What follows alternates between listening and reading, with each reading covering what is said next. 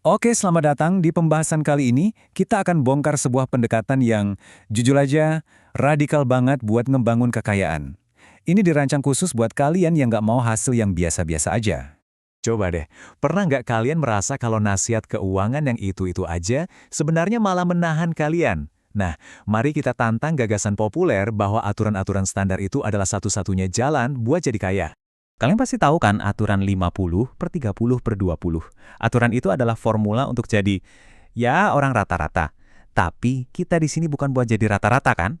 Pembahasan kali ini bakal nunjukin jalur yang bener-bener beda. Baiklah, kita masuk ke bagian pertama. Biar ngerti strateginya, kita harus paham dulu kalau seumur hidup kita itu sebenarnya mengelola dua jenis modal yang sangat berbeda. Ini fondasinya ya. Gini deh, di satu sisi ada yang namanya modal manusia. Ini adalah kemampuan kita buat cari duit, keahlian kita, energi kita, waktu kita. Dan ini paling tinggi pas kita masih muda. Nah, di sisi lain, ada modal finansial. Ini adalah uang dan aset yang udah berhasil kita kumpulin.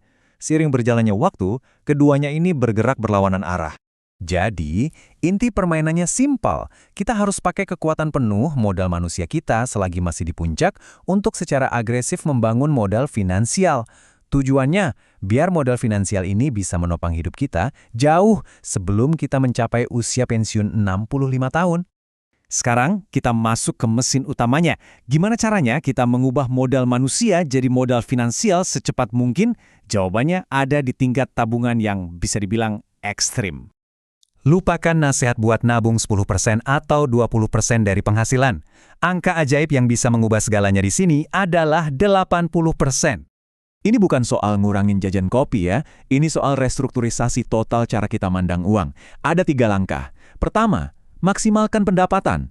Semua energi kita dipakai untuk meningkatkan keahlian biar penghasilan naik. Kedua, terapkan batas pengeluaran yang ketat banget. Jadi bukan anggaran, tapi pasang pagar biaya hidup. Ketiga, semua uang yang ada di atas pagar itu wajib langsung masuk ke tabungan buat investasi. Untuk bisa mencapai angka ini, kita butuh fokus yang luar biasa untuk membangun kekayaan, bukan untuk pamer kekayaan. Terutama di tahap-tahap awal. Mentalitasnya harus benar-benar beda. Nah, berhasil menabung 80% itu baru setengah perjalanan. Pertanyaan selanjutnya adalah uangnya mau ditaruh di mana? Dan jawabannya, ini sangat berbeda dari nasihat keuangan yang biasa kita dengar. Logikanya sederhana banget. Kalau modal finansial kita masih kecil, dapat imbal hasil 10% dari saham biasa, itu nggak akan banyak mengubah hidup. Kita butuh sesuatu dengan potensi pertumbuhan yang meledak. Dan itu, mau tidak mau, adanya di ujung spektrum risiko yang paling tinggi. Coba pikir begini deh. Risiko terbesar saat kita baru mulai itu bukan kehilangan sedikit uang yang kita punya. Risiko terbesarnya adalah kehilangan kesempatan untuk tumbuh.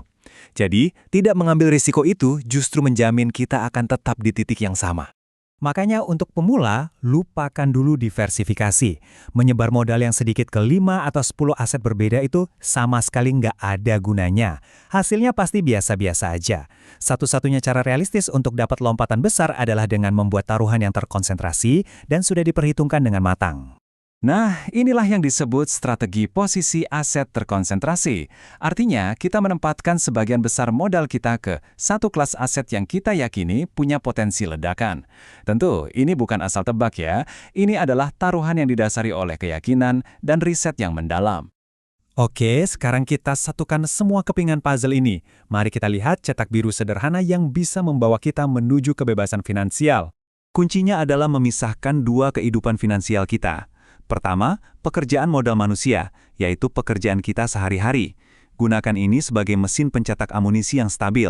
Kedua, pekerjaan modal finansial. Nah, amunisi dari gaji tadi kita gunakan untuk bertarung di medan investasi yang agresif. Jangan pernah campur aduk keduanya. Karir kita itu untuk bayar tagihan, tapi investasi kitalah yang membangun kebebasan. Analogi ini pas banget. Menyimpan uang tunai itu ibarat kita ada di perahu yang bocor.